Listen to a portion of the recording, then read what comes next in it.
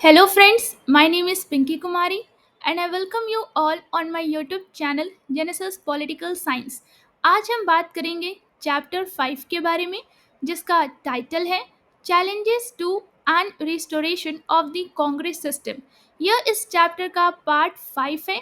आपसे मेरा ये रिक्वेस्ट है कि इस वीडियो को देखने से पहले आप इसका पार्ट 1, पार्ट 2, पार्ट 3 और पार्ट 4 ज़रूर देखें और हम फॉलो कर रहे हैं आपकी NCERT text book that is politics in India since independence. चलिए हम इस चैप्टर को एक सिंपल और इजी तरीके से समझने की कोशिश करते हैं डायरेक्ट आपके एनसीईआरटी टेक्स्ट बुक के पेजेस को रीड करके। आपसे मेरा ये रिक्वेस्ट है कि इस वीडियो को जब भी देखें आप अपने एनसीईआरटी टेक्स्ट बुक के साथ बैठें। Before I start this video, I want to say thank you to all the 60 subscribers for trusting this channel.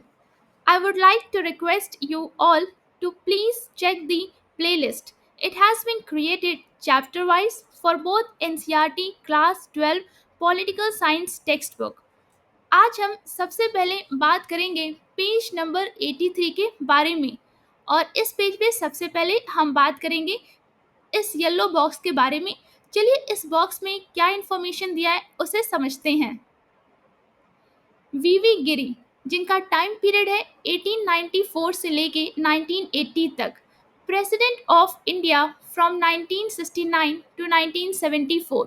मतलब कि हम ये कह सकते हैं कि 1969 से 1974 तक भारत के राष्ट्रपति रहे। Congress worker and labour leader from Andhra Pradesh, मतलब कि आंध्र प्रदेश से कांग्रेसी कार्यकर्ता और मजदूर नेता थे। Indian high commissioner to Ceylon that is Sri Lanka, मतलब कि भारत के उच्चायुक्त रहे सिलोन मतलब श्रीलंका में। Labour minister in union cabinet, मतलब कि केंद्रीय मंत्रिमंडल में श्रम मंत्री रहे। Governor of UP, Kerala, Mysore that is Karnataka, मतलब कि हम ये कह सकते हैं उत्तर प्रदेश, केरल और मैसूर मतलब कर्नाटक के राज्यपाल रहे।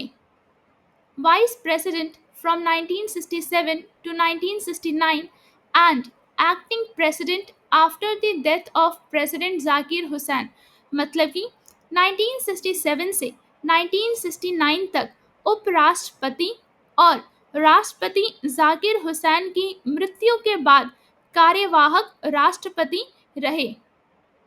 Resigned and contested presidential election as independent candidate, मतलब कि इस्तीफा देकर स्वतंत्र उम्मीदवार के रूप में राष्ट्रपति चुनाव लड़ा।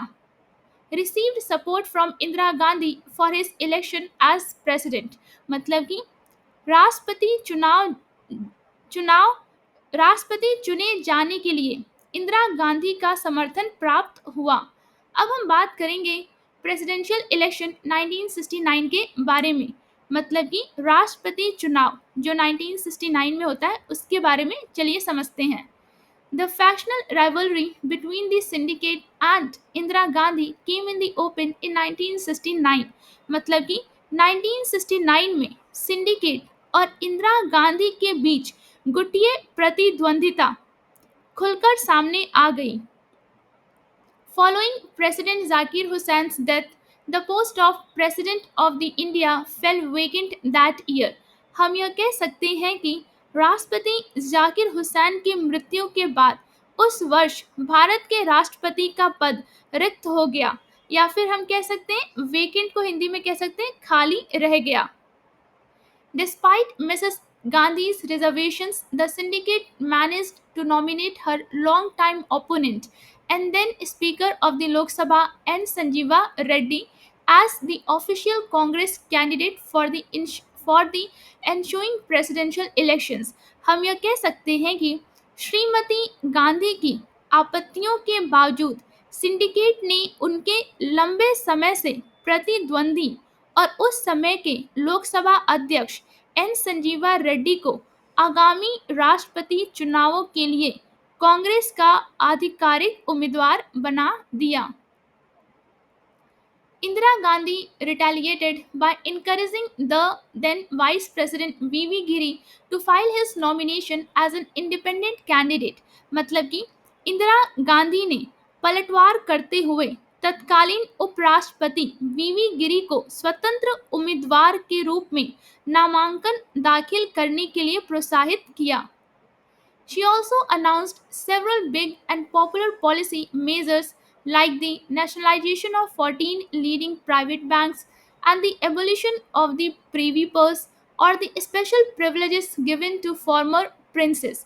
इसका मतलब हुआ कि उन्होंने कई बड़े और लोकप्रिय नीतिगत कदमों की घोषणा भी की, जैसे 14 प्रमुख निजी बैंकों का राष्ट्रीयकरण और प्रीवी पर्स यानी पूर्व राजाओं को दिए जाने वाले विशेष अधिकारों का उन्मूलन। यहाँ पे आप एबोलिशन को उन्मूलन के अलावा कह सकते हैं समाप्ति। Morarji Desai was the deputy prime minister and मतलब कि हम कह सकते हैं मोरारजी देसाई उप प्रधानमंत्री। और अब हम बात करेंगे पेज नंबर 84 के बारे में। फाइनेंस मिनिस्टर मतलब कि वित्त मंत्री थे। On both the above issues, serious differences emerged between him and the Prime Minister, resulting in Desai leaving the government।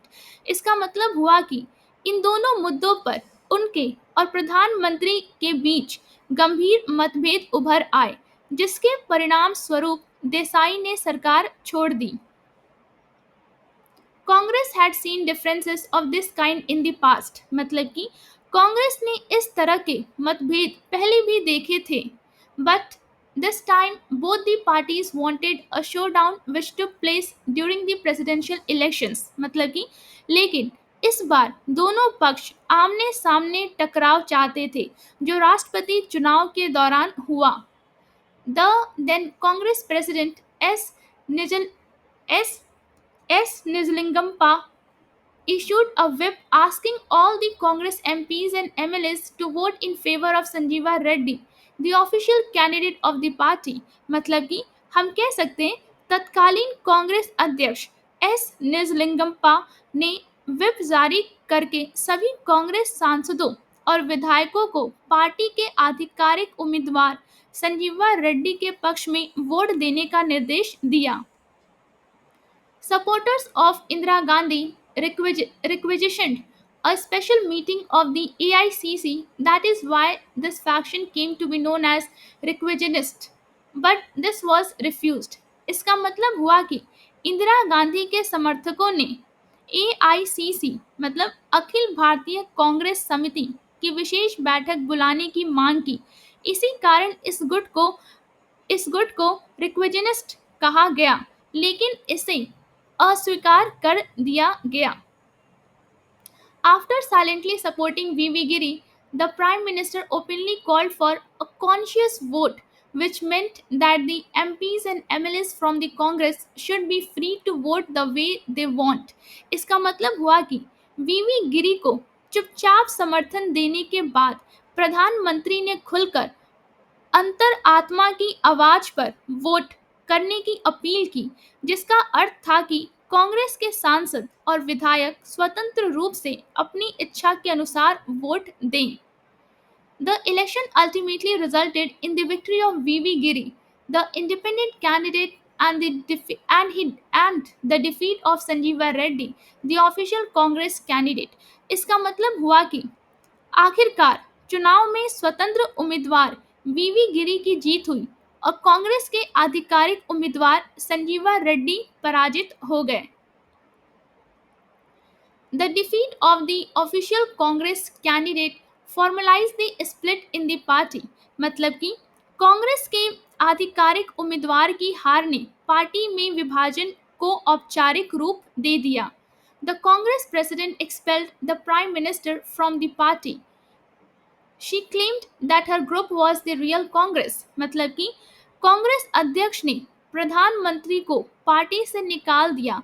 Indira Gandhi ने दावा किया कि उनका गुट ही असली कांग्रेस है। By November 1969, the Congress group led by the syndicate came to be referred to as Congress organization, and the group led by Indira Gandhi came to be called the Congress Requisitionist. इसका मतलब हुआ कि नवंबर 1969 तक syndicate के नेतृत्व वाला कांग्रेस गुट कांग्रेस संगठन मतलब ऑर्गेनाइजेशन कहलाने लगा और इंदिरा गांधी के नेतृत्व वाला गुट कांग्रेस रिक्विजनिस्ट कहलाया. These two parties were also described as Old Congress and New Congress. इन दोनों दलों को पुरानी कांग्रेस और नई कांग्रेस भी कहा गया. Indira Gandhi projected the split as an ideological divide between socialists and conservatives, between the pro-poor and the pro-rich. मतलब कि इंदिरा गांधी ने इस विभाजन को समाजवादियों मतलब सोशलिस्ट और परंपरावादियों मतलब कंजर्वेटिव्स, गरीब समर्थकों मतलब प्रो-पुअर और अमीर समर्थकों मतलब प्रो-रिच के बीच एक वैचारिक विभाजन, हम ये कह सकते हैं आइडियोलॉजिकल डिवाइड के रूप में प्रस्तुत किया. अब हम बात करेंगे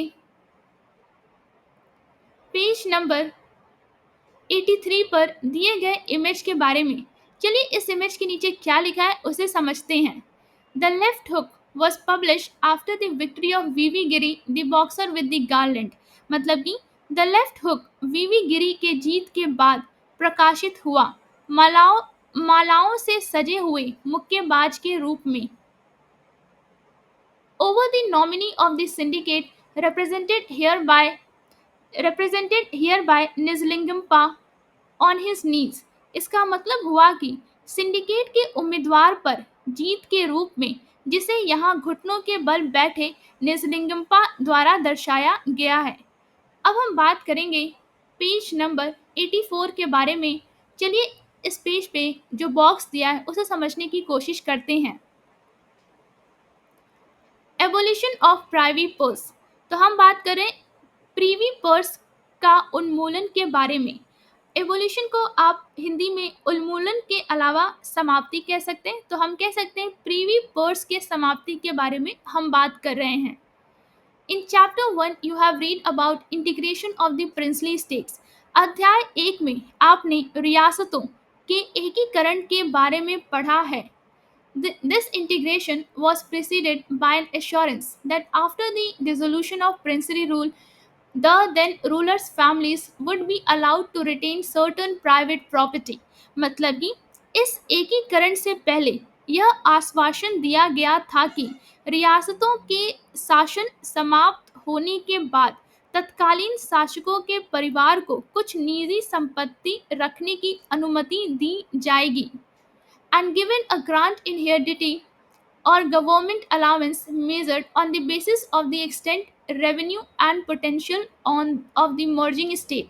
मतलब कि हम यह कह सकते हैं कि और उन्हें वंशागुणत भत्ता या सरकारी भत्ता दिया जाएगा जिसका निर्धारण विलय होने वाली रियासत के क्षेत्र, राजस्व और संभावनाओं के आधार पर होगा.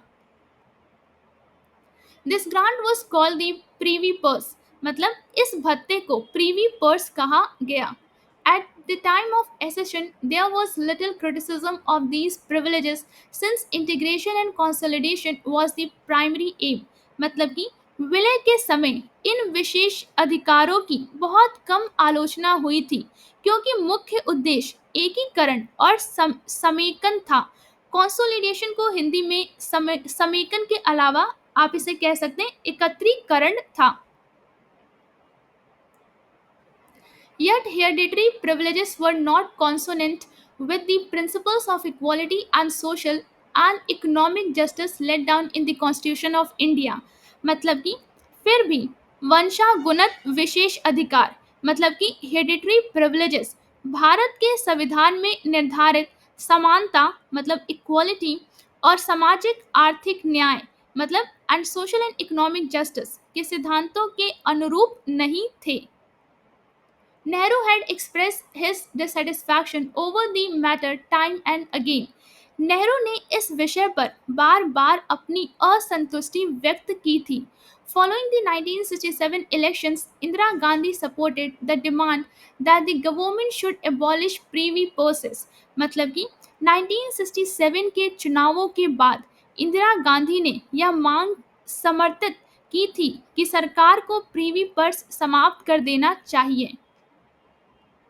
Morarji Desai, however, called the move morally wrong and amounting to a breach of faith with the princess. मतलब कि लेकिन मोरारजी देसाई ने इस कदम को नैतिक रूप से गलत बताया और इसे राजाओं के साथ विश्वासघात कहा।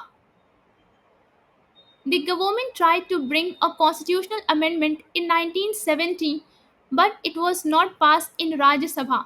इसका मतलब हुआ कि सरकार ने 1970 1970 में एक संवैधानिक संशोधन लाने की कोशिश की, लेकिन यह राज्यसभा में पारित नहीं हुआ।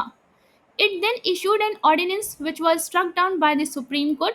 इसके बाद एक अध्यादेश जारी किया गया, जिसे सर्वोच्च न्यायालय ने निरस्त कर दिया।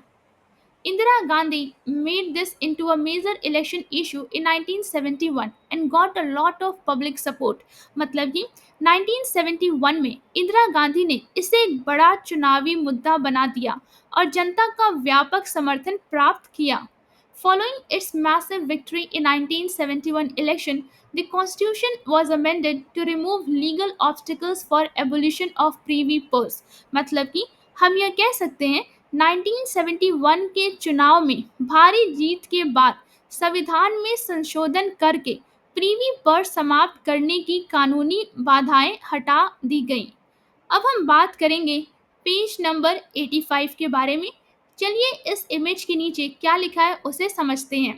अ cartoonist impression of the leadership rivalry in the Congress party in the 1969। मतलब कि हम यह कह सकते हैं कि 1969 में कांग्रेस पार्टी में नेतृत्व की प्रतिद्वंदिता पर एक कार्टूनिस्ट की कल्पना। उम्मीद करती हूँ जो पेजेस आज हमने डिस्कस किया वो आपको एक सिंपल और इजी तरीके से समझ में आया होगा। अगर वीडियो अच्छा लगा हो तो लाइक और सब्सक्राइब करना ना भूलिए, शेयर जरूर करें और अपने दोस्तों को भी इस चैनल के बारे में बताइए। कमेंट्स में अपनी राय ज़रूर दें, बेल आइकन पे क्लिक करें ताकि अगला वीडियो मिस ना हो। मिलते हैं नेक्स्ट वीडियो में, तब तक के लिए थैंक यू।